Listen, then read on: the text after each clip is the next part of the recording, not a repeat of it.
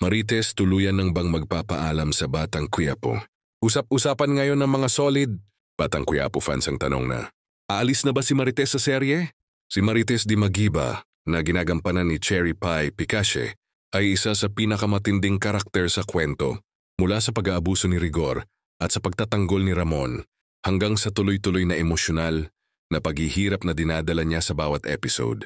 Kaya't hindi nakapagtatakang maraming nag-aabang kung ano ang tunay na kapalaran niya sa programa. Sa mga nakalipas na linggo, lumalalim ang tensyon sa buhay ni Marites.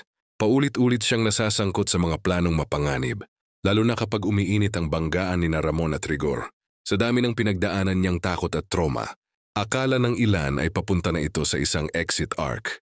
Bagamat sa ipinakitang eksena kung saan nahuli siya ni Rigor na takas mula sa kanilang bahay ay tila mauuwi ito sa matinding bangayan, kaya tanong ng ilan ay kung tuluyan na siyang aalisin sa serye. Kung susuriin, mahalaga pa rin ang karakter ni Marites sa pag-ikot ng buong narrative. Siya ang isa sa pinakamalalaking motibasyon sa banggaan ng mga pangunahing tauhan. Kapag nawala siya agad, mababawasan ang lalim at emosyon ng mga karakter na konektado sa kanya. Lalo na sina Ramon at Rigor.